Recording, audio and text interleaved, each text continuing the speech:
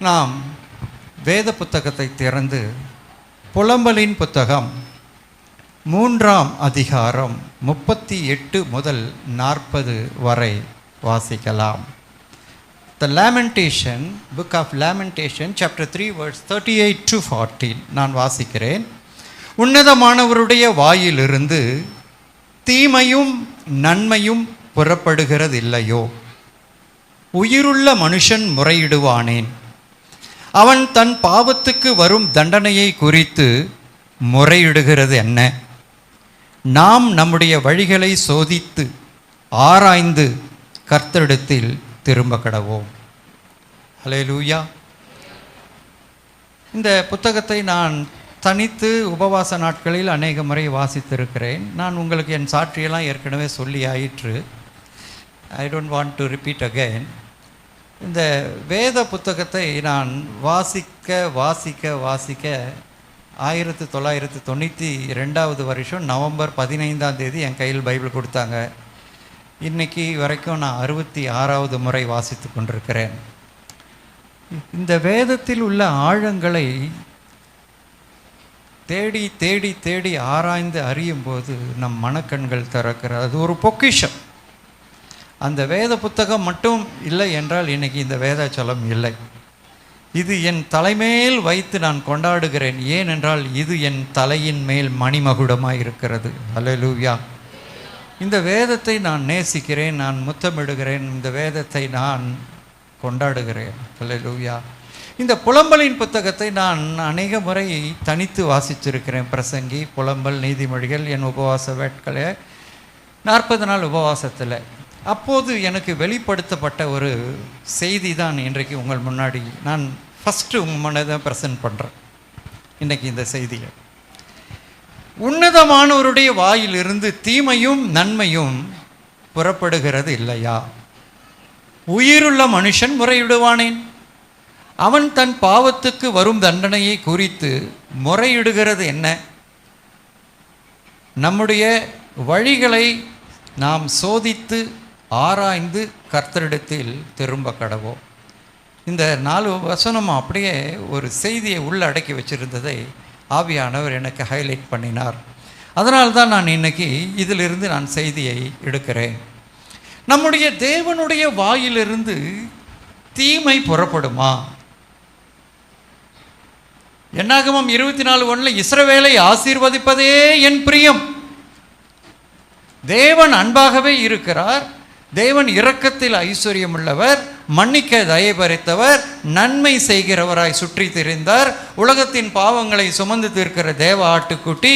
தேவன் அன்பாகவே இருக்கிறார். இதெல்லாம் நமக்கு தெரியும். ஆனால் அந்த அன்பான தேவனுடைய வாயில் இருந்து கூட தீமையான வார்த்தைகள் வருமா அப்படின்னு ஆராய்ந்த போதுதான் இன்றைக்கு இந்த வேதத்தின் வெளிச்சத்திலே உங்கள் முன்னாடி நான் இந்த செய்தியை கொடுக்கிறேன். இந்த அன்பின் தேவன் அவருடைய கிரியையினுடைய மறுபகுதி தான் அவர் தம் நேசிக்கிறவர்களை கடிந்து கொண்டு சிக்ஷித்து போதித்து தமக்கு முன்பதாக பரிசுத்தவான்களாக நிறுத்துகிறார். அதே அன்பான தேவன்தான். ஆனால் அவர் பட்சிக்கிற அக்கினியாக இருக்கிறார். யாருக்கு? எதிரிகளுக்கு. நமக்கு அவர் அன்பானவராய் காணப்படுவார். அவருடைய other side of the coin பார்த்தீங்கன்னா பட்சிக்கிற அக்கினியாக இருப்பார். அதுபோல தான் தம்முடைய ஜனங்கள், தாம் நேசிக்கிற ஜனங்கள், தாம் அழைத்த ஜனங்கள், அவர் தெரிந்து கொண்ட ஜனங்கள் அவர் முன்பதாக பரிசுத்தவான்களாய் இருக்கும்படி அவர்களை சிட்சித்து போதிக்கும்படி தீமையான வார்த்தைகளை கருதுகிறார். அப்போது இந்த தேவன் என்னை தண்டித்து விட்டார், இந்த தேவன் என்னை சோதிக்கிறார் அப்படின்னு சொல்லி நம்ம புலம்புறோம். அதுதான் அங்கே சொல்லி எழுதப்பட்டிருக்கிறது. உயிருள்ள மனுஷன் முறையிடுவானேன்?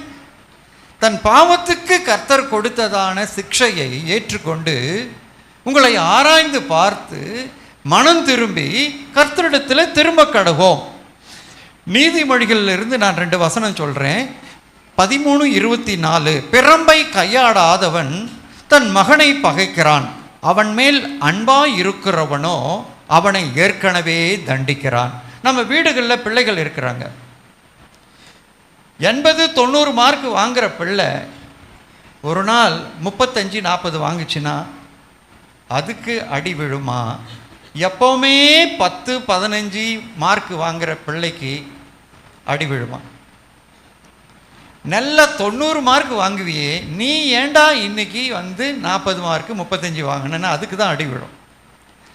எப்போவுமே மக்கா இருக்கிறத நம்ம கண்டுக்கவே மாட்டோம்.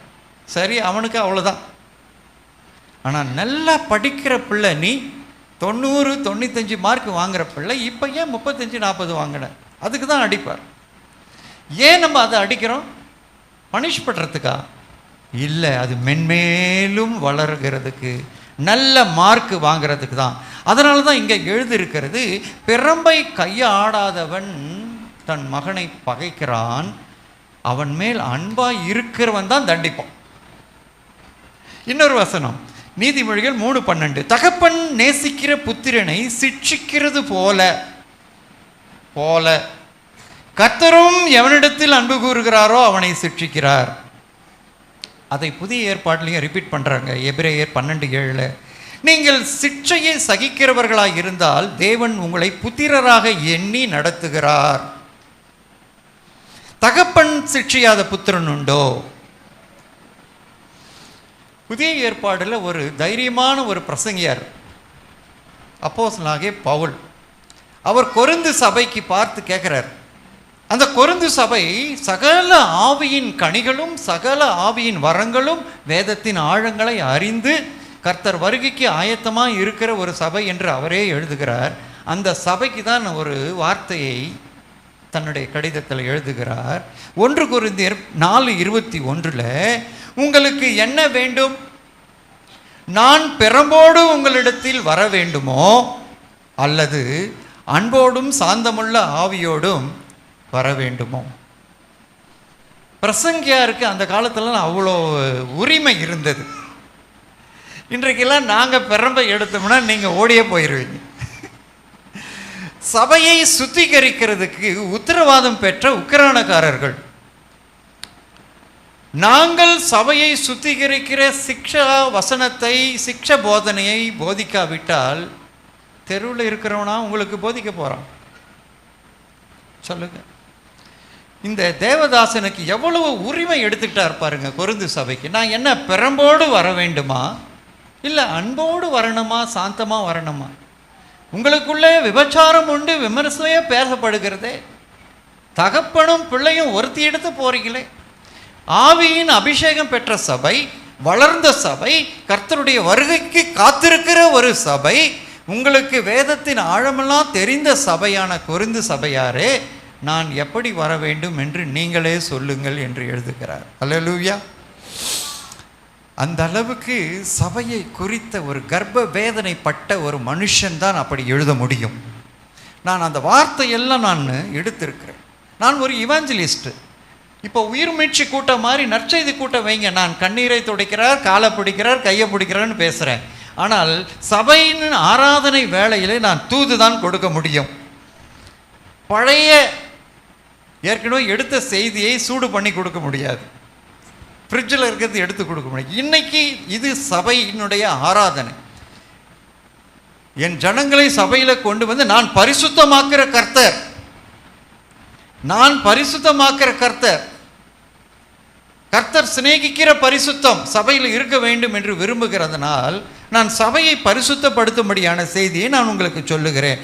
தேவன் நல்லவராகவே நன்மை செய்கிறவரை இருந்தபடினால்தான் மனுஷனை நல்லவனாக படைத்தார். ஆனால் தந்திர உபாயங்களை அவன் தெரிந்து கொண்டான், தீமையையும் நன்மையும் தெரிந்து கொண்டான். அதனால்தான் தேவனும் நல்லவராக இருந்து தீமையான வார்த்தையை சொல்லி நன்மைக்கு நேராக திருப்புகிறார். அல்லேலூயா. ஆகினால்தான் தேவனும் தமது ஜனங்களை எப்போதும் நன்மைக்கு நேராய், பரிசுத்தத்துக்கு நேராய் திருப்ப அவர் பிரயாசப்படுகிறார். அவருடைய உள்ளம் எப்போதும் என் பிள்ளைகள் இடறுகிறார்களே, என் பிள்ளைகள் வழிமாறி போகிறார்களே, வேத வசனத்துக்கு விகற்பமாய் நடக்கிறார்களே என்று அவருடைய உள்ளம் எப்போதும் கொதித்து கொண்டிருக்கும். நீதிமொழிகள் 18:21 மரணமும் ஜீவனும் அதாவது தீமையும் நன்மையும் நாவின் அதிகாரத்தில் இருக்கும், அதில் பிரியப்படுகிறவர்கள் அதன் கனியை புசிப்பார்கள். நமக்கு ரெண்டையுமே சாய்ஸை கொடுத்துட்டார், ரெண்டுமே நம்ம செலக்ட் பண்ணிக்க வேண்டியது. ஆனால் நம்ம எப்பவுமே தீமையை செலக்ட் பண்ணிக்கிறோம், உலக இச்சையை செலக்ட் பண்ணிக்கிறோம், கொஞ்ச காலம் மட்டும் இருக்கிறதான உலக இன்பங்களிலே நம்ம விழுந்து போகிறோம். அதனால தான் தேவன் கொடுத்திருக்கிற அந்த உரிமையிலே தலையிடுகிறார், கொடுத்திருக்கிற அந்த சுதந்திரத்திலே அவர் தலையிடுகிறார். என் பிள்ளைகளை நான் இழுத்து கொள்ளணும்.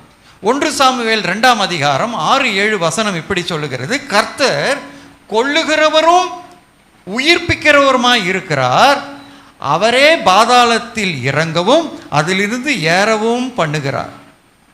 அப்போ கர்த்தர் கொல்லவும் உயிர்ப்பிக்கவுமா இருக்கிறார்.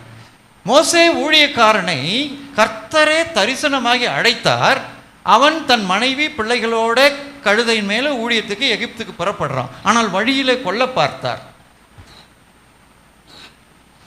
வீட்டோட மருமகனாக விக்கிரக ஆராதனை ஆசாரியனுடைய வீட்டில் 40 வருஷம் தங்கிட்டார் மோசே. ஆனால் தேவன் கொடுத்த கட்டளையை அவர் நிறைவேற்றவே இல்லை. 8ஆம் நாள் அவர் பிள்ளைக்கு விருத்த சேதனம் செஞ்சிருக்கணும், அதை செய்யாமலே ஊழியத்துக்கு கூட்டிட்டு போயிட்டார். இப்போ கர்த்தரே பட்டயத்தை தூக்கிட்டு வந்துட்டார். ஊழியத்துக்கு போகும்படி அழைத்தவரே அங்கே எதிர்த்து நிற்கிறார். பாஸ்டர் செய்ய வேண்டிய வேலையை சிப்போரால் பாஸ்டர் அம்மா செஞ்சு முடிச்சுட்டார். பிள்ளைகளுடைய நுனித்தோலை அறுத்து தூதன் பாதத்தில் போட்டு, நீ இரத்த சம்பந்தமான புருஷன், நான் உமது மனைவி, நானும் அந்த யெகோவா தேவனுடைய பக்தை விசுவாசி என்று நிரூபித்து, தன் பிள்ளைகளும் யெகோவா தேவனுடைய சந்ததி என்பதை நிரூபித்து, ஆகையினால் அவன் ஊழியத்திலே சக்சஸ் பண்ணினான். நம்முடைய தேவன் நல்லவர், தீமையை பார்க்க மாட்டாத சுத்த கண்ணன் என்று ஆபகுக்கு 1:13 சொல்லியிருக்கு. நம்முடைய தேவன் சங்கீதம் 7:11 நீதியுள்ள நியாயாதிபதி, அவர் நாள்தோறும் பாவியின் மேல் சினம் கொள்ளுகிறார். நம்ம என்ன நினைக்கிறோம், தேவன் பாரார், தேவன் கவனிக்கார், தேவன் சாய்ஸில் விட்டுருவார், தேவன் கண்டுக்க மாட்டார். இதை சங்கீதம் 94:7-13 வசனத்தில் நீங்கள் வீட்டில் போய் படித்து கொள்ளுங்க. நம்முடைய தேவன் கண்ணில் விளக்கண்ணையை விட்டுக்கிட்டு டீச்சர்ஸ் பார்ப்பாங்க பாருங்க, ஒரு மார்க்கு, ஒரு பங்க்சுவேஷனு, புள்ளி, கமா பார்த்து 1/2 மார்க்கு 1/4 மார்க்கு போடுவாங்க. அதை விட அதிகமாக கணக்கு பார்க்குறவர் நம்முடைய தேவன். ஒரு டீச்சர் வேல்யூவேஷன் பண்ணுறதை விட அதிகமாக பண்ணுவார் நம்முடைய தேவன். ஆகையினால் நான் சொல்லுகிறேன், இந்த தீர்க்கன் புலம்பலில் எழுதும் பொழுது உன்னதமானவர் வாயிலிருந்து தீமை வரும். ஏன் வரும்? ரிப்பென்ட், reconcile, திரும்புங்க, மனம் திரும்புங்க.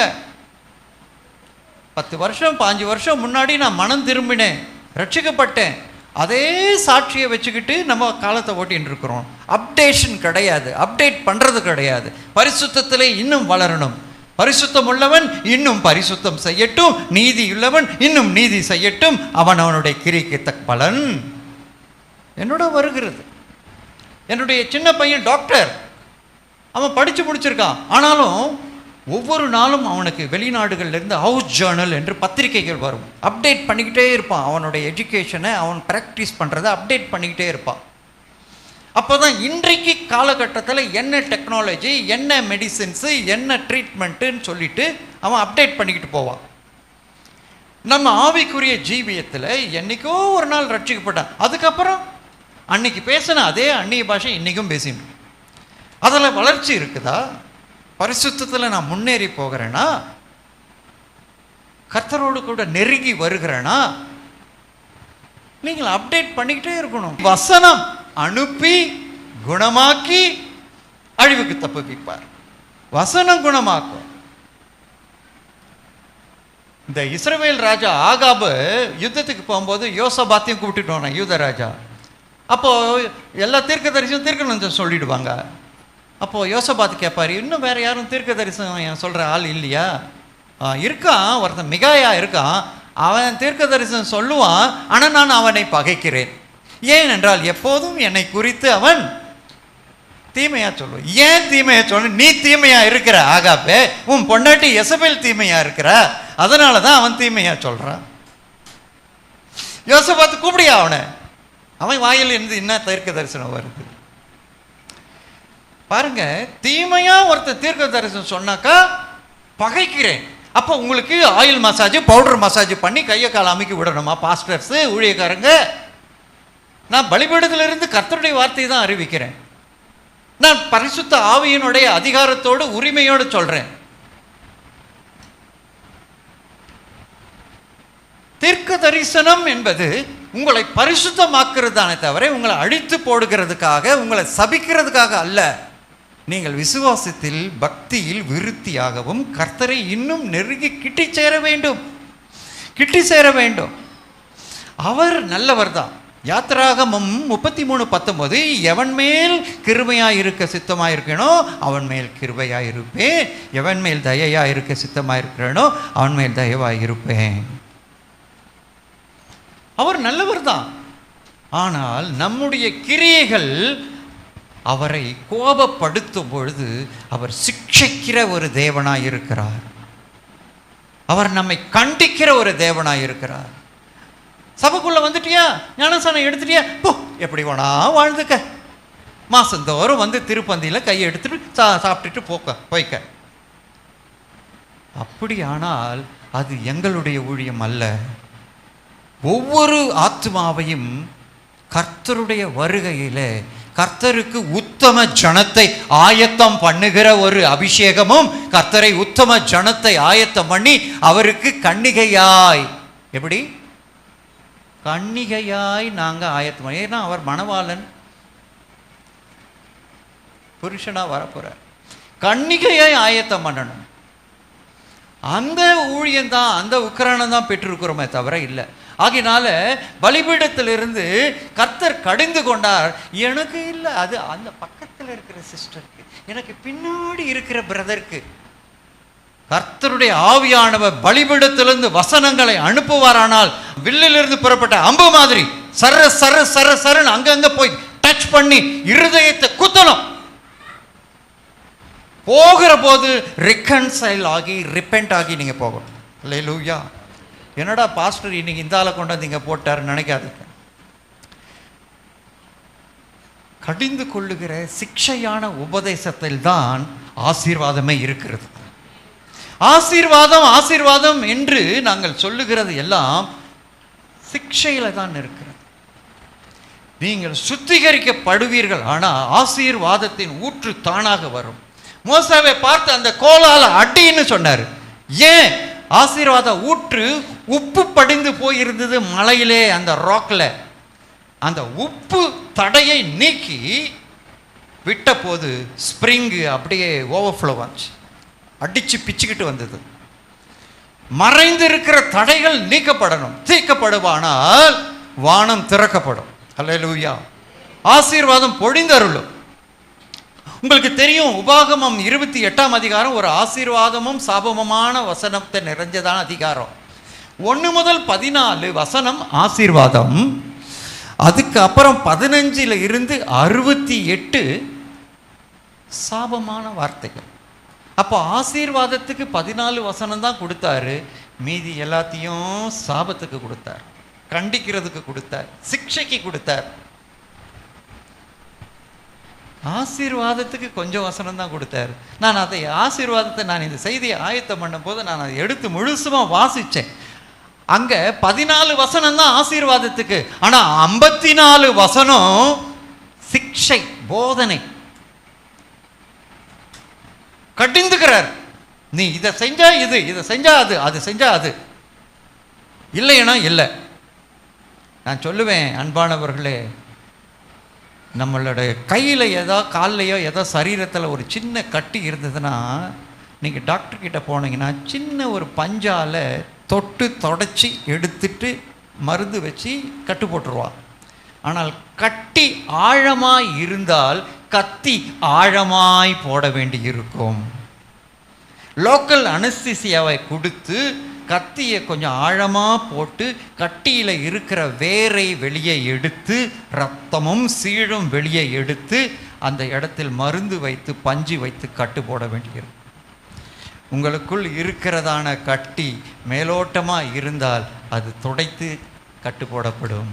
ஆழமாய் புறையோடி போய் இருந்தால் ஆழமாக கத்தி போடப்பட வேண்டியிருக்கும். ஹல்லேலூயா.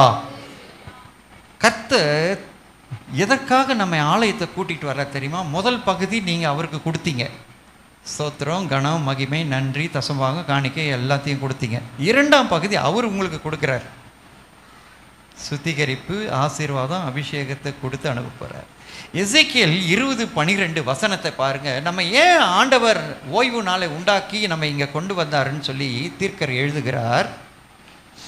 எசேக்கியேல் 20:12, நான் தங்களை பரிசுத்தம் பண்ணுகிற கர்த்தர் என்று அவர்கள் அறியும்படிக்கு எனக்கும் அவர்களுக்கும் அடையாளமாய் இருப்பதற்கான என் ஓய்வு நாட்களையும் அவர்களுக்கு கட்டளையிட்டேன். இந்த ஓய்வு நாள் எதற்காகவா? பரிசுத்தம் பண்ணுகிறதுக்காக. The holiday, it's a holy day. கர்த்தர் உங்களையும் என்னையும் இங்கே கொண்டு வந்ததுக்கு காரணம் என்னவென்றால் அவர் நம்மை பரிசுத்தம் பண்ணுகிறார். அதற்காக ஓய்வு நாளை ஒரு கட்டளையாக வச்சிருக்காரு. ஆப்ஷன் கிடையாது, கட்டளை. அதை கை கொண்டால் ஆசீர்வாதம், இல்லை என்றால் இல்லை. எனக்கும் அவர்களுக்கும் அடையாளமாக இருப்பதற்காக என் ஓய்வு நாளை நியமித்தேன். இந்த ஓய்வு நாளை நியமித்தது பாஸ்டர் ராஜன் அல்ல, வேதாச்சலம் பாஸ்டர் அல்ல. இது கர்த்தருடைய கட்டளை. கர்த்தருடைய ஆலயத்துக்கு நீங்கள் வந்தீங்கன்னா உங்களை பரிசுத்தமாக்குறார். எங்கள் காரை கொண்டு போய் நான் மெக்கானிக் ஷெட்டில் விட்டேன். என்னென்னு அதுக்கு பேர் சர்வீஸ் பண்ணுறது, எஃப்சி சர்வீஸ் பண்ணுறதுக்கு. அவன் எல்லாத்தையும் பார்த்து எல்லாத்தையும் பண்ணிவிட்டு எதை தான் மாற்றணுமோ மாற்றிட்டு எதெல்லாம் ஆயில் போடணுமோ போட்டு எங்களுக்கு பில்லை அனுப்பிடுவான். கார் புதுசாக வந்துடும். இப்போ இது என்னத்துக்காக வந்திருக்கோம்? நம்ம ஆத்மாவை, சரீரத்தை, ஆவியை சர்வீஸ் பண்ண வந்திருக்கிறோம்.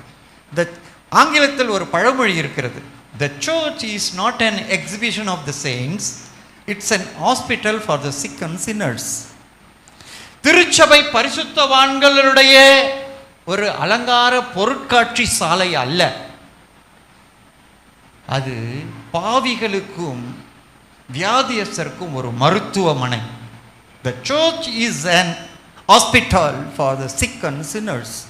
It's not an exhibition of the saints. உடம்பு சரியில்லையா, பிசாசு தொல்லையா, போராட்டமா, ஆலயத்துக்குள்ள வாங்க, அவர் உங்களை பரிசுத்தமாக்குற கர்த்தர். The process will be done by the Spirit of God, not by any human beings. கர்த்தர் உங்களை உள்ள கொண்டு வந்திருக்கிறார். ஏன் கொண்டு வந்திருக்கிறார்? சர்வீஸ் பண்ணுறதுக்கு கொண்டு வந்திருக்கிறார். ஃபர்ஸ்ட் போர்ஷன் கர்த்தருக்கு நம்ம கொடுத்தது, செகண்ட் போர்ஷன் நம்ம அவரிடத்திலிருந்து பெறுகிறது. இன்றைக்கு கர்த்தருடைய வாயில் இருந்து தீமையும் நன்மையும் புறப்படுகிறது இல்லையா? 3 காரியம் நான் சொல்லுகிறேன். முதலாவது, ஆத்துமாவை காப்பாற்றும்படி எச்சரிக்கிறார், ஆத்துமாக்களை ரட்சிக்கும்படி எச்சரிக்கிறார். நீதிமொழிகள் 29:17-18. உன் மகனை சிற்றை செய், அவன் உனக்கு ஆறுதல் செய்வான், உன் ஆத்துமாவுக்கு ஆனந்தத்தையும் உண்டாக்குவான். தீர்க்க தரிசனம் இல்லாத இடத்தில் ஜனங்கள் சீர்கட்டு போவார்கள், வேதத்தை காக்கிறவனோ பாக்கியவான். இன்னொரு வசனத்தையும் நான் சொல்கிறேன். நீதிமொழிகள் 23:13-14. பொதுவாக நான் வாலிப பிள்ளைங்க, கன்னி பெண்களுக்கு நான் அதிகமாக சொல்கிறது, நீதிமொழிகள் நிறைய வாசிங்க. உங்கள் வாலிப வயதை சுத்திகரிக்கும். சங்கீதம் 119 இது எழுதியிருக்காருல்ல, கர்த்தருடைய வசனம் கால்களுக்கு தீபம், பாதைக்கு வெளிச்சம். எதனால் நான் வழியை சுத்தம் பண்ணுவேன்? கர்த்தருடைய வசனத்தினால. இங்கே பாருங்க, இந்த வசனத்தை, பிள்ளையை தண்டியாமல் விடாதே, பேரண்ட்ஸுக்கும் தண்டியாமல் விடாதே. அவனை பிரம்பினால் அடித்தால் அவன் சாகான். நீ பிரம்பினால் அவனை அடிக்கிறதுனால் பாதாளத்திற்கு அவன் ஆத்துமாவை தப்புவிப்பாயே. அதனால்தான் கர்த்தர் வாக்கின் கோலினால் அடித்தார்னு எழுதியிருக்கு. எத்தனை பேர் வாசிச்சிருக்கீங்க தெரியல. வாக்கின் கோலினால் அடித்தார். இது வாக்கு.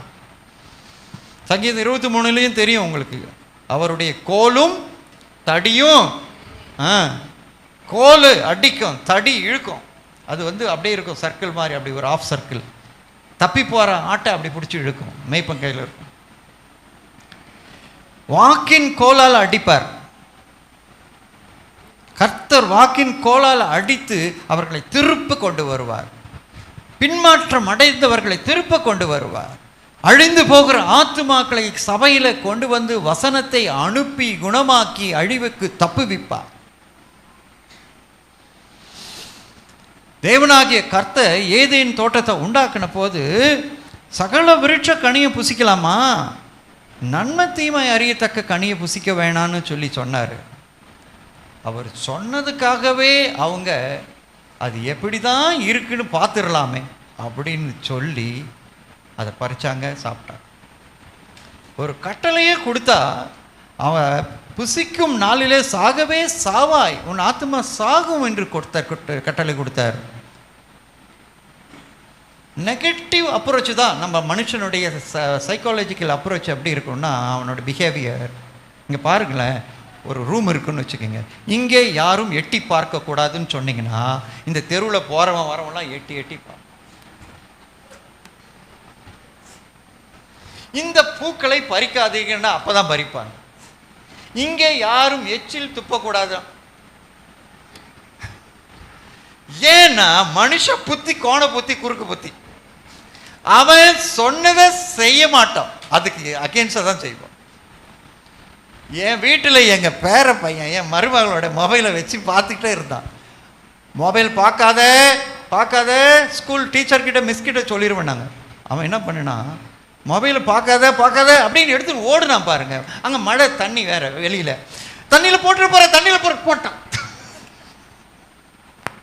தண்ணியில் போட்டுறாதன்னு கத்துனா பாருங்க, அவன் போட்டான். நான் அப்போதான் தெரிஞ்சுக்கிட்டேன், அம்மா கிட்ட கொடுத்துருன்னு சொல்லியிருந்தா கொடுத்துட்டு இருப்பான்.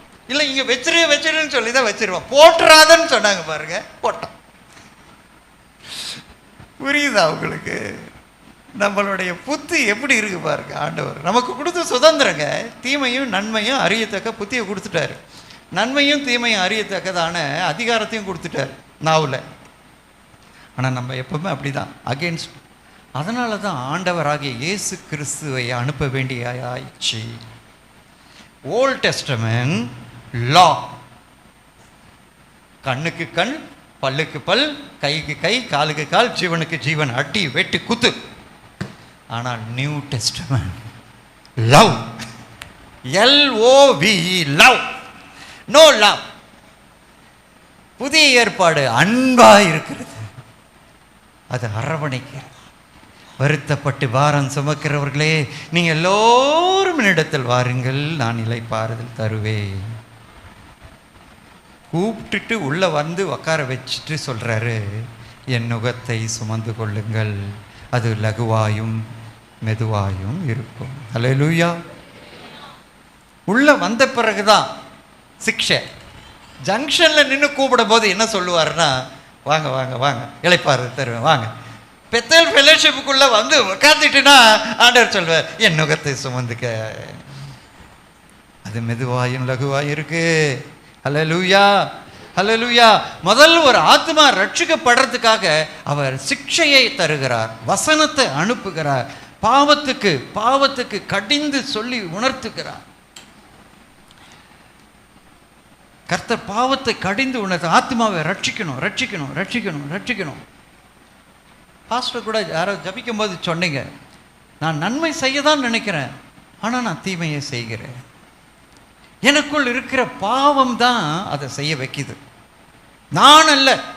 அப்போஸ்தலனாகிய பவுல் ஒரு ஓப்பன் புக்கு, திறந்த புஸ்தகம். அவர் அவர் ஓப்பனாக எழுதுகிறார் தன்னுடைய ஸ்டேட்டஸு, தன்னுடைய ஆவிக்குரிய நிலைமையை பற்றி ரோமருக்கு எழுதும்போது 7ஆம் அதிகாரத்தில் நீங்கள் படிச்சுக்கிடுங்க, 15 வசனத்தில் இருந்து 21 வசனத்து வரைக்கும் அவர் தன்னுடைய இயலாமையை அப்படியே புட்டு புட்டு வைக்கிறார். நான் செய்கிறது எனக்கே சம்மதி இல்லை, நான் விரும்புகிறதை செய்யாமல் வெறுக்கிறதையே செய்கிறேன். அதனால் என்னிடத்தில் தீமை உண்டு என்கிற பிரமாணத்தையும் காண்கிறேன். நம்முடைய தேவன் நமக்கு எப்படியாகிலும் தடவியாகிலும் தேடியாகிலும் கண்டுபிடிக்கத்தக்கதாய் தம்மை வெளிப்படுத்தினார். ஹல்லேலூயா. அதனால் ஆத்துமா ஈடேறணும், ஆத்துமா வெளிப்பட்டு ஆத்துமா கர்த்தரை அறிகிற அறிவினால் நிரப்பப்படணும் அப்படின்றது தான் ஆண்டவர் சிட்சிக்கிறாரே தவிர நம்மை பனிஷ் பண்ணுறதுக்காக அல்ல, நம்மை தண்டித்து நம்மை அழிக்கிறதுக்காக, நமக்கு விரோதமாக கோபமாக அல்ல. இரண்டாவதாக, நான் கர்த்தருடைய வாயிலிருந்து ஏன் தீமை புறப்படுகிறது என்றதை நான் சொல்லுவேன். இரண்டாவதாக, பரிசுத்தவான்களை சோதித்து அவர்கள் விசுவாசத்தை புடமிட்டு அறியும்படி அவர் வாயிலிருந்து தீமையானது புறப்படுகிறது. யோபு 1ஆம் அதிகாரம் 12, 2ஆம் அதிகாரம் 5, 6. கர்த்தர் சாத்தானை நோக்கி, இதோ அவனுக்கு உண்டானவையெல்லாம் உன் கையில் இருக்கிறது, அவன் மேல் மாத்திரம் உன் கையை நீட்டாதே. அப்போது சாத்தான் கர்த்தருடைய சந்நிதி விட்டு புறப்பட்டான். அடுத்த வசனம், ஆனாலும் நீர் உம்முடைய கையை நீட்டி அவன் எலும்பை அவன் மாம்சத்தை தொடுவீர், ஆனால் அவன் உமது முகத்துக்கு முன்னே உம்மை தூஷிக்கானோ பாரும் என்றான். அப்போது கர்த்தர் சாத்தானை நோக்கி, ஆகிலும் அவனுடைய பிராணனை மாத்திரம் தப்ப விடு. இது என்னது? சாத்தானுக்கு அதிகாரம் கொடுத்துட்டாருங்க தேவன். அவனுக்கு உண்டானதெல்லாம் உன் கையில் இருக்கு, விளையாட போ. ஒரே நாள் ஏகதேசம் எல்லாத்தையும் டெஸ்ட்ராய். அவன் சரீரம் முழுக்க பருக்கள். வீட்டம்மா வந்தாங்க, நல்ல மனைவி மிஸ்ஸஸ் யோபு. என்னையா இன்னமும் உத்தமத்தில் இருக்கியா உயிரோட? தேவனை தூஷித்து அந்த அம்மா பேசலை, அந்த அம்மாவுக்குள்ள சாத்தானுடைய ஆவி புகுந்து பேசு. முதலாவது என்ன சொன்னாங்க? தேவனை தூஷினாங்க. தேவனை தூஷித்து, ஐயோ ஆமாம்மா நீ சொன்ன மாதிரி மோசமான கர்த்தர்மா அப்படின்னு சொல்லி இருந்தால் அவன் கர்த்தரை விட்டு தூரமாய் விலகி ரட்சிப்பை இழந்துருவான். அடுத்தது என்ன சொன்னாங்க? ஜீவனை விடு. அப்போ ஜீவனை விட்டால் எங்கே போவாங்க? நரகம். இதுதான் அவனுடைய பிளான். அப்படி சொல்லி, ஆமாம்மா நீ சொன்னது கரெக்டு, தேவன் மோசமானவர்னு சொல்லி முடிஞ்ச அடுத்த நிமிஷமே அவன் செத்துருப்பான். இத்துடன் யோபுவின் சரித்திரம் முடிந்ததுன்னு 2ஆம் அதிகாரத்தில் முடிஞ்சிரும். 42 அதிகாரம் வந்திருக்காது. அவன் விசுவாசத்துக்காக அவன் போராடினான். அவன் விசுவாசத்தை ஆண்டவரே அங்கீகரித்து கடைசியாக ஆண்டவர் சொல்கிறார், என்னுடைய பக்தன் யோபுவை போல யார் உண்டு? உங்களுக்காக பலி செலுத்தும்படி அவனிடத்தில் போங்க. அவன் அன்னைக்கு லேவியரும் இல்லை, ஆசாரியரும் இல்லை, ஆபிரகாமுக்கு அடுத்த காலத்தில் வாழ்ந்தவர் யோபு. நியாயப்பிரமாணமும் இல்லை, ஆனால் அவனுடைய விசுவாசம் உரப்பாக இருந்தது. அப்படி நின்றார் அவர். நம்முடைய தேவன் தம் பரிசுத்தவான்களை சோதித்து அறியும்படியாக தீமைகளை கட்டளையிடார். புதிய ஏற்பாடுலையும் பாருங்க, ஆண்டவராகிய இயேசு லூக்கா சுவிசேஷம் 22ஆம் அதிகாரம் 31, 32. லூக்கா 22, 31, 32. பின்னும் கர்த்தர் சீமோனே, இதோ கோதுமையை சுலகினால் புடைக்கிறது போல சாத்தான் உங்களை புடைக்கிறதுக்கு உத்தரவு கேட்டுக்கொண்டால், நானோ உன் விசுவாசம் ஒழிந்து போகாதபடிக்கு உனக்காக வேண்டிக் கொண்டேன், நீ குணப்பட்ட பின்பு உன் சகோதரனை ஸ்திரப்படுத்து. இதுக்கு தான் பிள்ளையும் கிள்ளிட்டு தொட்டிலும் ஆட்டுறாங்கன்னு சொல்லுவாங்க தெரியுமா பழமொழி. ஆண்டவர் இயேசு அங்கே சாத்தானுக்கும் அனுமதி கொடுத்துட்டாராம், இங்கே பேதர்கிட்டயே வந்து தொட்டிலையும் ஆட்டிட்டார். மகனே உன் விசுவாசம் ஒழிந்து போகாதபடிக்கு நான் ஜெபிக்கிறேன். என்னுடைய ஆண்டவருடைய கரத்தினுடைய கிரியை பாருங்களேன். சாத்தான் அங்கே சோதிக்கிறதுக்கு பர்மிஷன் கொடுத்துட்டு இங்கே வந்து உன் விசுவாசம் ஒழியாதபடிக்கு. அன்பான பரிசுத்தவான்களே, விலையேற பெற்ற நம்முடைய விசுவாசம் சோதிக்கப்பட்ட பின் சொக்க தங்கமாக. யோபு அதை தான் சொல்றார், நான் பொன்னாக விளங்குவேன், என்னை கொன்று போட்டாலும் நான் அவர் பேரில் நம்பிக்கை இருப்பேன்னு சொல்ல முடியுமா? உங்க விசுவாசம் அந்த அளவுக்கு உரப்பா இருக்கா? வட இந்தியா ஊழியமெல்லாம் நாங்கள்லாம் போகும்போதெல்லாம் ஒவ்வொரு முறையும் போன மாதம் போயிட்டு வந்தோம். நாங்கள் ஜார்க்கண்டுக்கும் ஒரிசாக்கு எங்களை பிடிச்சிட்டாங்க. மெட்ராஸ்லேருந்து வந்த 2 பாஸ்டர்ஸை இப்படி போகிறாங்க, நாங்கள் பார்க்குறோன்ட்டாங்க. தப்பு வித்தார், இனியும் தப்பு விப்பார். அல்லேலூயா. ஏனென்றால் நாங்கள் உல்லாச பிரயாணம், பிக்னிக் போகவில்லை, சுவிசேஷத்தை சுமந்து கொண்டு போகிறோம். அல்லேலூயா. நம்முடைய தேவன் நம்மை எப்பவுமே விட்டு கொடுக்க மாட்டார்.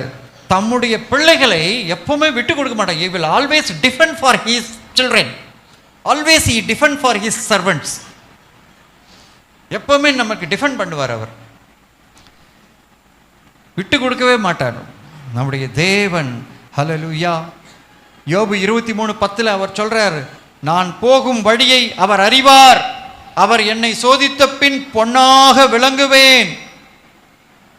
அந்த விசுவாசம் சோதிக்கப்பட்ட அந்த ஷார்ட் பீரியடுக்கு அப்புறம் 2 மடங்கு ஆசீர்வாதத்தை அவர் தன் வாழ்நாளெல்லாம் சம்பாதித்த ஆசீர்வாதத்தின் அதே மடங்கு அந்த சோதனை காலத்தின் பரிசாக அவருக்கு கொடுக்கப்பட்டது. ஹல்லேலூயா.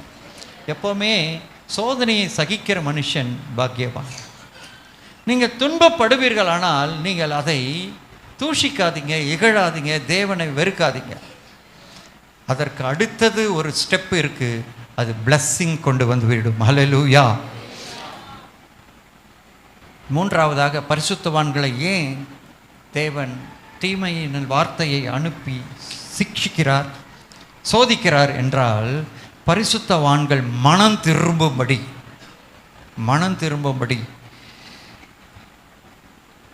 1 ராஜாக்கள் 11ஆம் அதிகாரம் 7 முதல் 11 வசனத்தை நீங்கள் வீட்டில் வாசிச்சுக்குங்க. நம்முடைய ஞானியாகிய சாலமோன் பெரிய ஆளாக இருந்தான். நீதிமொழிகள், கீர்த்தனைகள், அது இதெல்லாம் எழுதினான், 1வது பாட்டு. அதையெல்லாம் நம்ம இன்னைக்கு படிக்கிறோம். ஞானம் இருந்தது, ஆனால் அவனுக்கோ அந்த ரட்சிப்பை காத்து கொள்ளுகிற கிருபை இல்லை. தேவனே தோன்றி கேட்கிற, உனக்கு என்னப்பா வேணும்? இந்த திரளான ஜனங்களை நடத்துறதுக்கு எனக்கு ஞானத்தை தாரும். ஞானத்தையும் கொடுத்தார், கேளாத கனத்தையும் மகிமையும் ஐஸ்வர்யத்தையும் கொடுத்தார். ஆனால் அவன் கிருபையை கேட்கவில்லையே. கிருபையினால் தானே ரட்சிப்பு வருகிறது. கர்த்தர் அந்த வசனத்தில் பாருங்க, இஸ்ரவேலின் தேவனாகிய கர்த்தர் சாலமோனுக்கு 2 விசை தரிசனமாகி அந்நிய தேவர்களை பின்பற்ற வேண்டாம் என்று கட்டளையிட்டிருந்தும் அவன் கர்த்தரை விட்டு தன் இருதயத்தை திருப்பி அவர் கற்பித்ததை கை கொள்ளாமற் போனதினால் கர்த்தர் அவன் மேல் கோபமானார். ஆகையால் கர்த்தர் சாலமோனை நோக்கி, நான் உனக்கு கட்டளையிட்ட என் உடன்படிக்கையும் கட்டளைகளையும் கை கொள்ளாமற் போனபடியால், இந்த காரியத்தை செய்தபடியால் ராஜ்யபாரத்தை உன்னிடத்தில் பிடுங்கி அதை உன் ஊழியக்காரனுக்கு கொடுப்பேன். எபிரேயர் 11 சிம்சோன் இருக்கிறான், ராகாப் இருக்கிறார், வேசி, அவங்களாம் ரட்சிக்கப்பட்டாங்க. ஆனால் மகா சக்கரவர்த்தியான சாலமோன் பெயர் இல்லை விசுவாசிகள் ஜெயித்தவர்கள் பட்டியலில்.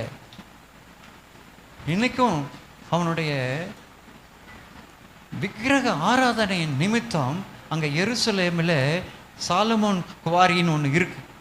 அந்த குவாரிக்குள்ளே இன்னமும் உலகத்தில் இருக்கிற பணக்காரர்கள்லாம் வந்து அவன் எதை வழிபட்டானோ அதை பண்ணி மந்திர தந்திரங்கள் யாகங்கள் எல்லாம் பண்ணி இன்றைக்கும் அங்கே இஸ்ரேல் நாட்டில் இருக்கிறது. மோகன் சிலாசரது நாங்கள் அது உள்ள 2 முறை போய் ஜபம் பண்ணிட்டு வந்திருக்கோம். இன்னைக்கு உலகத்தின் பெரும் பணக்காரர்கள், அதுக்கு என்னப்பா ஒரு வார்த்தை சொல்லுவாங்க, இன்னைக்கு இலுமினாட்டிஸ். முதல் இலுமினாட்டி யார் தெரியுமா? நம்ம ஐயா சாலமோன் தான். அல்லேலூயா. அவன் கர்த்தர் 2 தரம் தரிசனமாகி எச்சரிக்கிறார், வார்ன் பண்றார், விட்டுடு, விக்கிரக ஆராதனையை விட்டுடு, உன் தகப்பனுடைய தேவனுக்கு பின்பற்று. கேட்கவே இல்லை. நீதிமொழிகள் 26:12 தன் பார்வைக்கு ஞானியாய் இருப்பவனை கண்டாயானால் அவனை பார்க்கிலும் மூடனை குறித்து அதிக நம்பிக்கையா இருக்கலாம். சுய புத்தியின் மேல் சாயாதேன்னு நீதிமொழிகள் எச்சரிக்கிறது. அவன் தன் பார்வைக்கு நீதிமானாய் இருந்தால் நீ என்ன வசனத்தை சொன்னாலும் அவன் காதில் செவிடங்காதில் ஊதின சங்குதான், ஏறாது. தேவனுடைய சபையே, தேவனுடைய வார்த்தையை கேட்கிற சபையே, எனக்கு தெரியும் கன்னியாகுமரி மாவட்டம் எப்போவுமே பரிசுத்தத்திலும் உபதேசத்திலும் தேறினவர்கள். கன்னியாகுமரி மாவட்டத்தில் வரும்பொழுதெல்லாம் நான் கொஞ்சம் ஸ்ட்ராங் டாக்டரின் தான் கொண்டு வருவேன், ஆழமான சத்தியத்தை கொண்டு வருவேன். ஏனென்றால் அவர் பாலை உண்கிறவர்கள் அல்ல, திட உணவை உண்டு ஜீரணித்து அதன்படி வாழ்கிறவர். Really I appreciate your congregation. Hallelujah. நான் அநேக நாடுகளில் போனாலும் நம்முடைய நாட்டில் விசேஷமாய் கன்னியாகுமரி மாவட்டத்தில் இருக்கிறவர்கள் கர்த்தருடைய வருகைக்கு காத்திருக்கிறவர்கள், ஆவியிலும் வரத்திலும் கனிகளிலும் தேறினவர்கள். இந்த சபைக்கு தான் ஆண்டவர், நான் முன்னமே சொன்னேன், 90 மார்க் வாங்குற நீ ஏன் 35-40 வாங்கின, ஏன் குறைஞ்சது மார்க்கு? அடி உங்களுக்கு தான். திண்ணவேலி தூத்துக்குடிக்கெல்லாம் 2வது அடி தான். வசனம் சதமாக பேசுறேன்னா, கர்த்தருடைய வருகையை அறிந்தவன் அநேக அடிகள் அடிக்கப்படுவான், ஆயத்தமா இல்லாவிட்டால். அறியாதவனோ கொஞ்சம் அடிகள் அடிக்கப்படுவான். நான் பைபிள் படி தான் பேசுறேன். எவனிடத்தில் அதிகமாய் கொடுக்கப்பட்டதோ அவனிடத்தில் அதிகமாய் கணக்கு கேட்கப்படும். பி கேர்ஃபுல், கபர்தார், எச்சரிக்கிறேன். சத்தியத்தை நீங்கள் எவ்வளவு அறிந்திருக்கிறீங்களோ ஆண்டவருடைய சமூகத்தை இன்னும் நெருங்கி நெருங்கி நெருங்கி நெருங்கி சேர வேண்டும். அல்லேலூயா. கர்த்தரை விட்டு போகாதீங்க. கர்த்தருடைய வசனம் எச்சரிக்குமானால் நீங்கள் கவனமாய் நடந்து கொள்ளுங்க. ஆவியானவருக்கு இடம் கொடுங்க. உங்கள் பாதைகளையும் உங்களுடைய வழியையும் கர்த்தருக்கு ஒப்புவித்து நடங்க. அது பிரியமா இருக்கா? ஒவ்வொரு நாளும் இரவு படுக்கும்போது முன்னாடி நீங்கள் ஒரு ரிகன்சிலியேஷன் ப்ரேயர் பண்ணி பாருங்க. ஆண்டவரே, இன்னைக்கு நான் செய்த காரியமெல்லாம் உமக்கு பிரியமா இருக்கா? உண்மை துக்கப்படுத்தினா ரிகன்சிலியேஷன் வேணும். நான் பேங்க் மேனேஜராக இருந்த போது எங்களுடைய ஜோனல் ஆஃபீஸர் ரிகன்சிலியேஷன் டிபார்ட்மெண்ட்டில் இருந்தேன். Every week, every fortnight, every month balance sheet tally பண்ணணும். டிஃபரன்ஸ் இருந்தால் ரிகன்சைல் பண்ணி நாங்கள் அதை கண்டுபிடிக்கணும். ஆவிக்குரியவர்களே, நீங்கள் கர்த்தரோடு ரிகன்சிலியேஷன் ஆகுறீங்களா? அதுவும் எழுதியிருக்கு பைபிள் கொரிந்தியர்ல. ஒப்புரவாக்குதலின் ஊழியம், the reconciliation ministry. Are you reconciling with the God or keeping away from the Lord? நீங்கள் கர்த்தரை விட்டு தூரமா இருக்கீங்களா, இல்லை கர்த்தரோடு ஒப்புரவான உறவுல இருக்கீங்களா?